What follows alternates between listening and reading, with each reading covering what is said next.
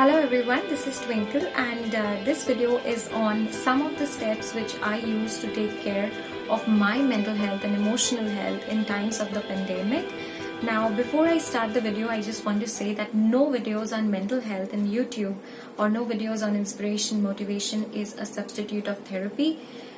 Even if you're seeking therapy, still you can follow such videos, or if you're not seeking therapy also you can follow such videos, but it is still not a substitute of talk therapy, right? So I start with what are the ways that helped me taking care of my mental health in the pandemic, and I also feel that it helps in taking care of ourselves or managing ourselves in the pandemic. So the first step is taking one day at a time. This is a time of full uncertainty. I don't know about many things that is going to happen because I just don't know the course of what the situation will be after a few months or even after 1 year. So the best approach is not to think too much into future. I have a future-oriented mind and I pick a lot on future. So the best way to manage it is to just take one day at a time. And in times of crisis, it's always best to take 1 day at a time, or 1 hour at a time, 15 minutes at a time, half an hour at a time, or just a few hours at a time. It actually makes our focus very much limited to that one day, towards the present moment, towards giving our best in the present moment. It's like not trying to define too much into future when you don't know about the future.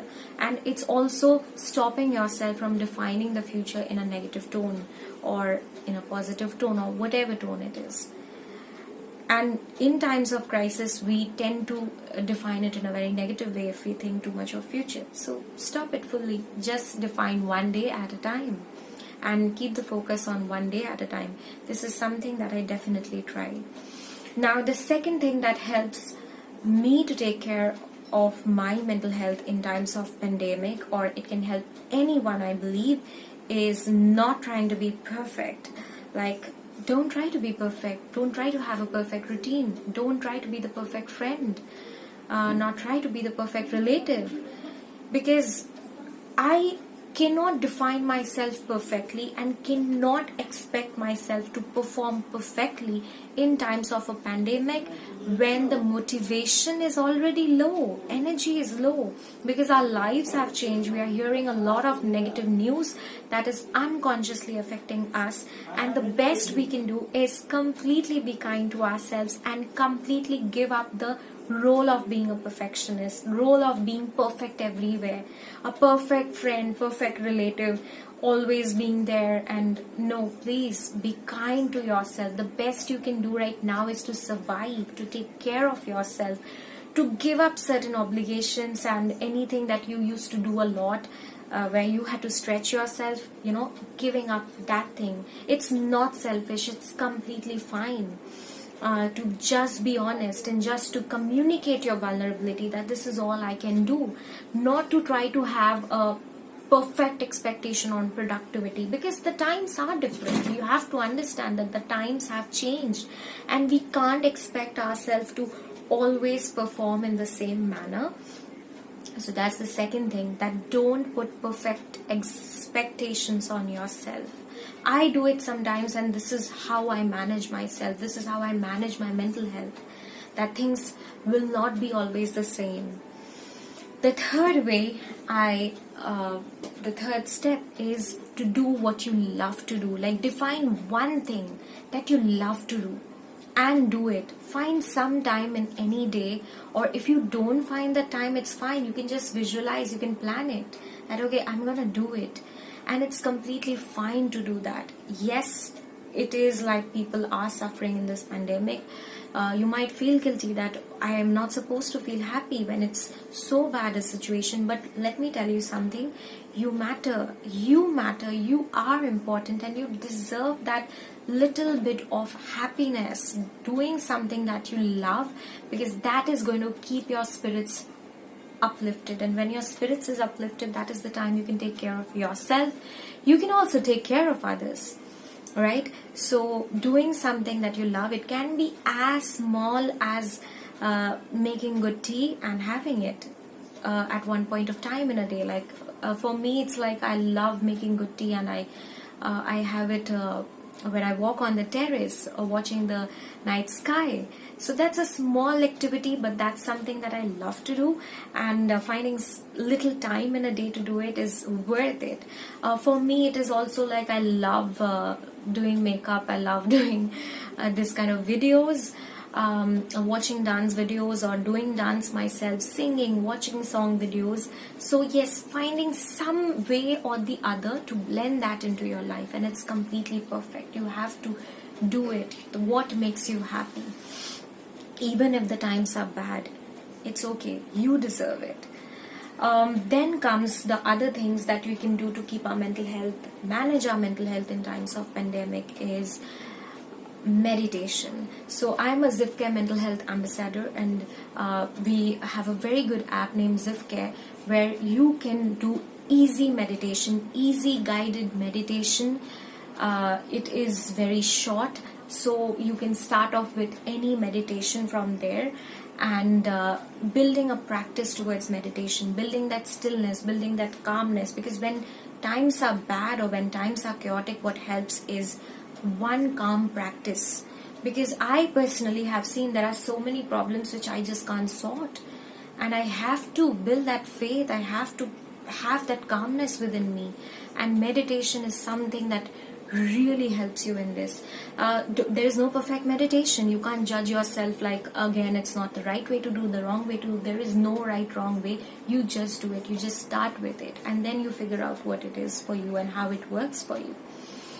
Then comes I forgot the number, but so then comes the other step towards taking mental health or managing mental health, taking care of your emotional health, is self-talk. Now this is the big thing. You have to be mindful of your self-talk. I am also someone, sometimes yes, I have critical self-talk, and developing a positive self-talk, developing a kind self-talk towards yourself is like learning a new language, learning an all total positive language, like how to talk kindly to yourself, how to talk compassionately to yourself. Now yes, sometimes negative self-talks do develop due to any reason. It's like we internalize how we were spoken to.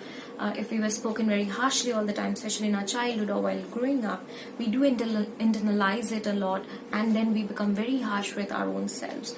Now you can't, right now you can't go to your school teacher and say that, why have you spoken so harshly with me, and I might have internalized it. Like, we don't know. We can't now go back to your maybe parent or the school teacher and penalize them like, hey, did you do it? Why did you do? I've internalized it. So now it is our responsibility to be mindful of our own self-talk. How do we talk to ourselves in the pandemic or in any times? Are we harsh to ourselves? And reframe it, change it to something that is so kind, so positive. Talk to yourself kindly, because you deserve your kindness first before you deserve others' kindness. Definitely, you always deserve to be treated kindly, but you deserve your own kindness first. And how can you do it? You can always do it with therapists. You can do it with, there are so many resources on the internet, on YouTube, and you can always, one of the quick method is to journal. Like if you've been feeling bad, you can quickly journal before you sleep. How are you feeling? Why are you feeling so?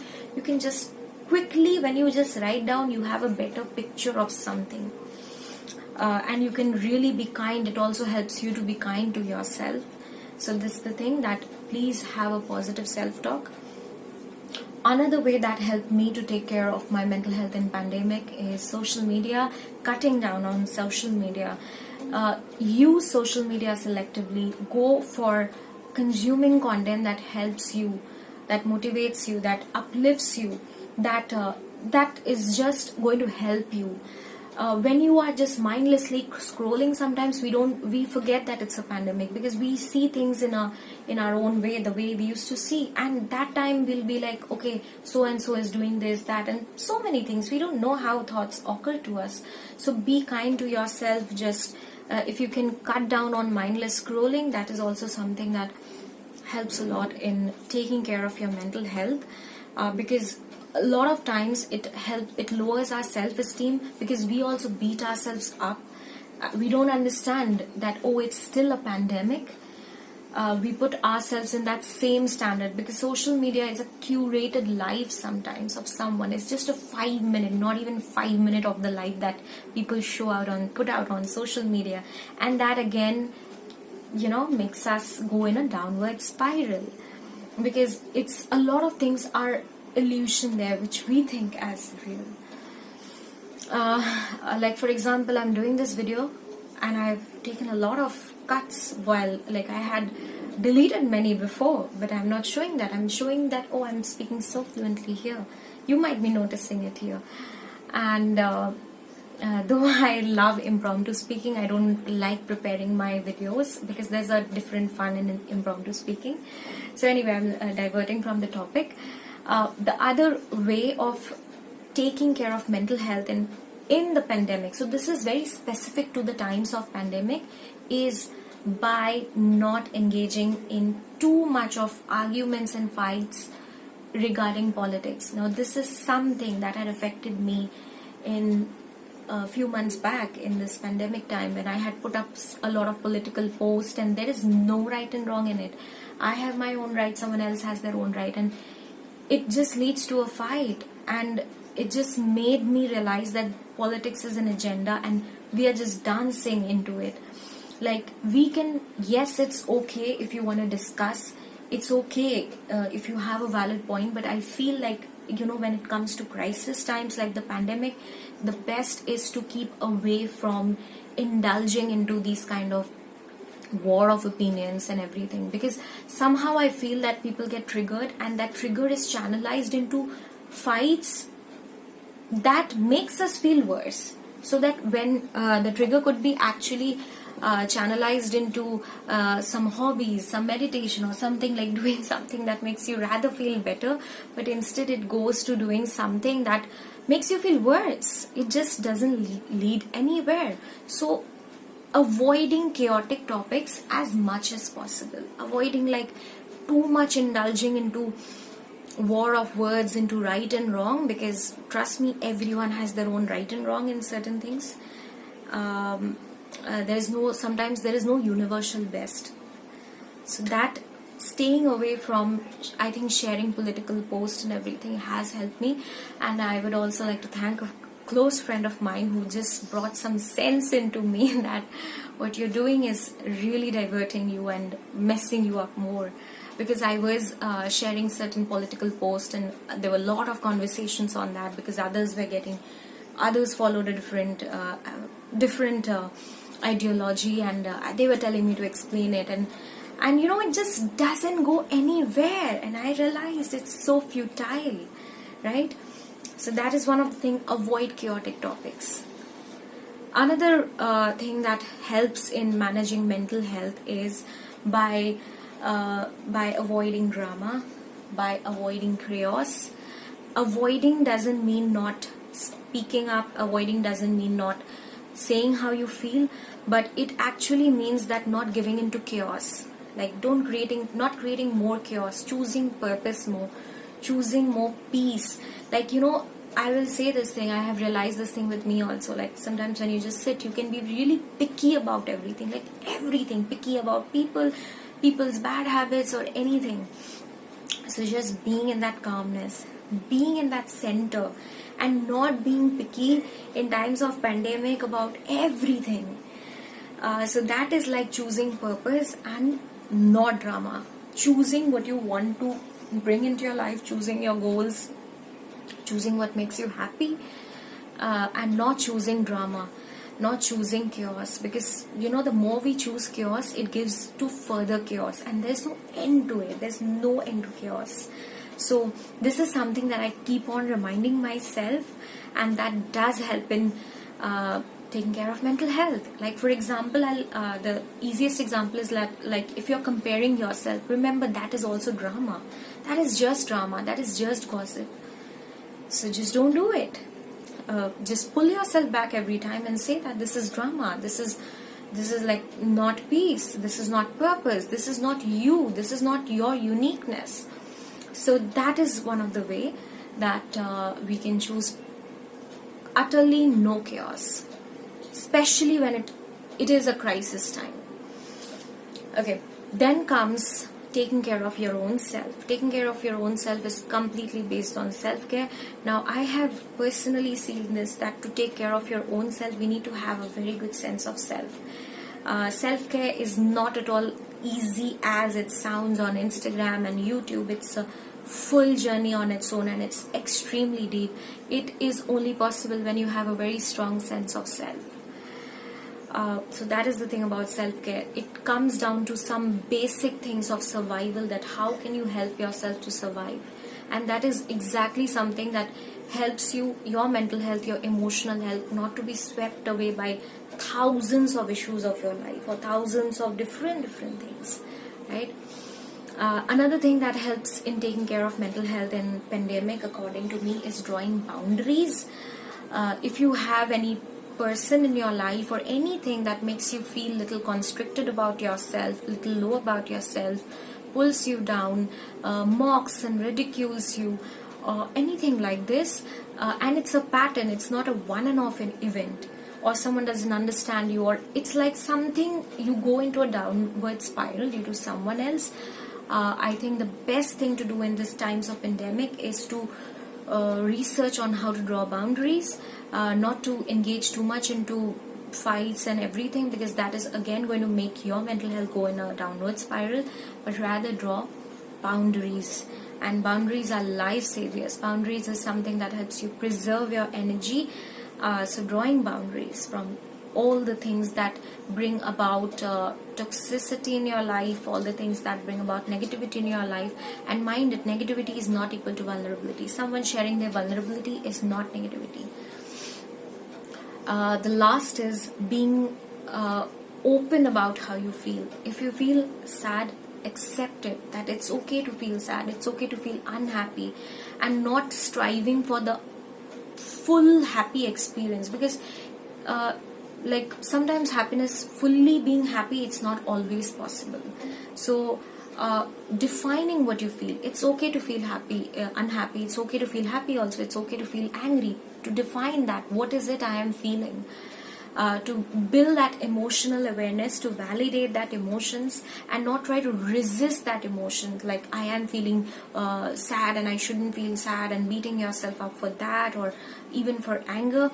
So being very friendly with your own self, that is being very friendly with your own emotions. And it's completely okay to message your friend, or even reach out to a therapist if you're not feeling good, if you're anything like that. Is not a sign of weakness to tell your friend that, hey, I'm not feeling good, I'm feeling sad.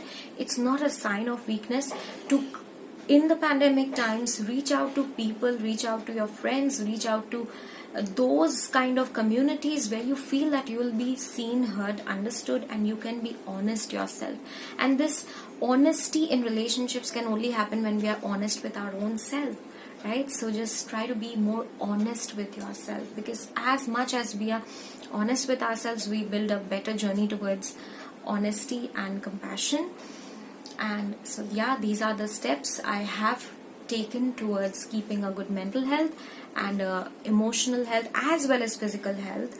And yes, the last one is introducing some challenges in your life. You might feel that, why challenges?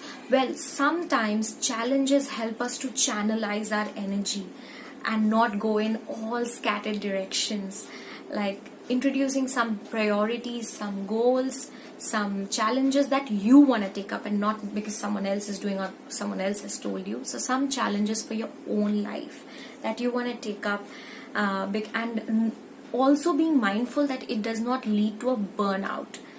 This is something that I try to be most mindful of, that whatever, to reach your goals, to reach your challenges, like to nail your challenges, keeping in mind that you're also taking care of yourself, you're having adequate breaks, and it is also not reaching to a burnout.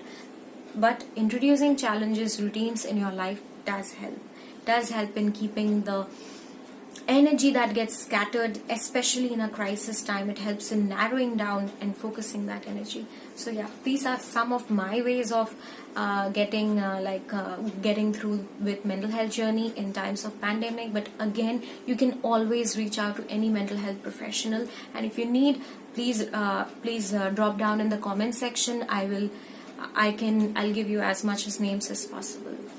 So please take care of yourself, and I'm signing off. Bye.